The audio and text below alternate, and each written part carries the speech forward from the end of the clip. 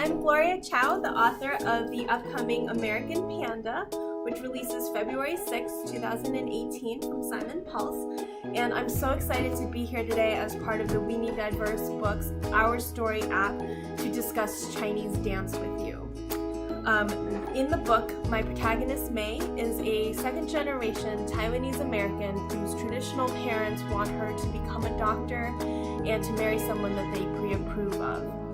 And her real passion is dancing, one of her favorite styles is Chinese dance. And so today I'd love to show you and talk to you in more depth about some of the styles of Chinese dance that are featured in the book. And when I say styles, it's because Chinese dance is comprised of so many different regions and dance forms, because you have all the different Aboriginal tribes that are in China, as well as different types of dance that came about throughout all of China's history, including some of the traditional styles that were danced in the emperor's court. And so there's so many different kinds of costumes and different details that we can talk about for each style.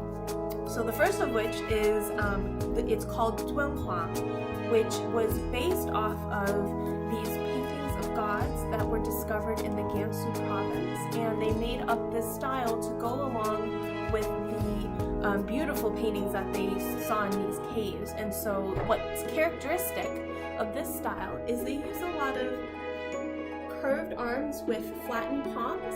And so, for example, this is a move where they would be spinning like this, and different poses keep this kind of, in the book I describe it as a U with a serif font and having the little tails on it. And in the Dunhuang style, they also do a lot of head bobbles like this that go along with the style of music, which has a lot of bells and drums. And so to the beat, they kind of do some of these side-to-side head bobbles, which to say is a little bit different from the Xinjiang style, which you do a lot of the side-to-side head movements, which is different than the Dunhuang, which is more in the top of the head, versus just the neck going side-to-side, which is the Xinjiang style.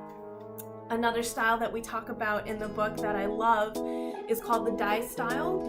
This is based on the Dai tribe that's in the Yunnan province, and they model a lot of their movements after the peacock. And so the hand position that you use is you put your thumb and your forefinger together, and you have your other three fingers up. So these are the feathers on top of the peacock head. And the peacock has a lot of very sharp movements, and so you'll have movements where the head, it's almost like it's pecking something. And so whenever you do this style, both of your hands will keep the peacock position.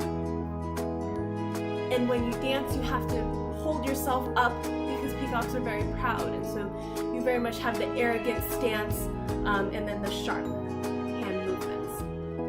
And one style that we didn't discuss in the book that I very much like is the Mongolian style.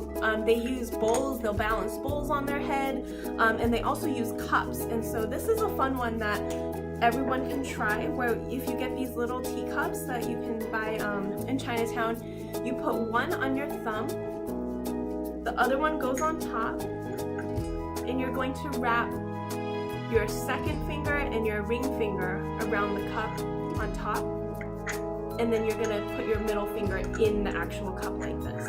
So it's a little bit awkward at first. It sometimes helps if you use your other hand to get it in there, but eventually you basically want the bottom one to act as a base, and then the top one is gonna be a little bit sturdier between these hands so that you can move it up and down to make this noise.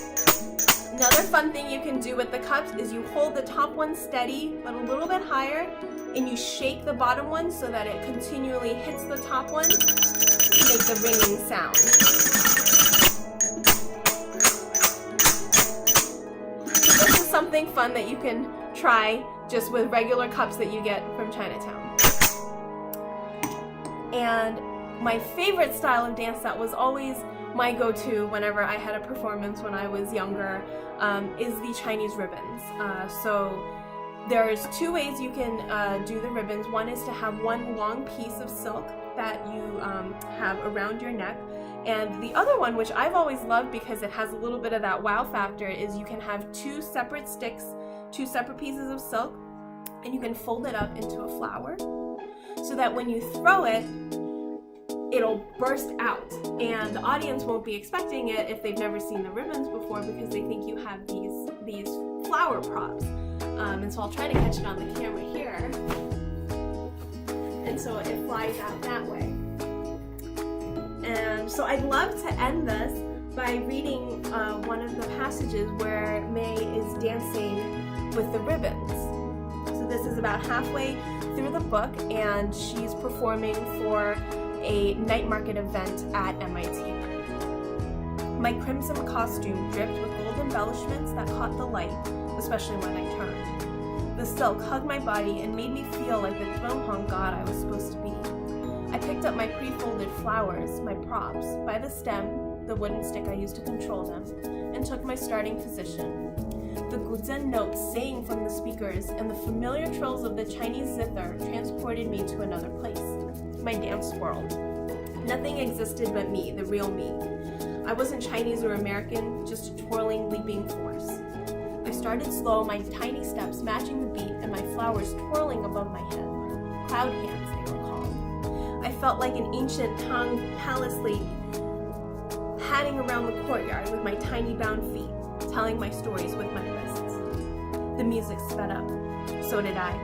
With the crescendo, I threw myself in the air. As my legs separated into a perfect mid-air split, I swung my arms forward and the ribbons broke free from the flowers I had folded them into. 12 feet of silk exploded from each of my hands. The audience gasped. I spun. My arms zigged and zagged, up and down to form waves with the ribbons. They encircled me as if I were spinning in the middle of rippling water. I had chosen blue silk just for this moment. The wind swirled around me. The ribbons were extensions of me, moving like an arm or a leg, completely in my control. Hours had been spent snapping them left, right, up, down, so that each swing now looked effortless despite the energy involved. I faced stage right and swung my arms backward, forming two parallel circles on either side of my body, my signature move. The loops were supposed to be perfectly round, but once I learned the backstroke, they developed a bump, an extra flick of the wrist. My old flamingo teacher always yelled at me, but I kept the rebellious curl. She had wanted us to look exactly the same, programmed robots. But I didn't want to become invisible by conforming. That added ripple, though tiny, set me apart, made me May. Thank you so much for tuning in. Please reach out on social media, and I really hope you enjoy my book, American Panda.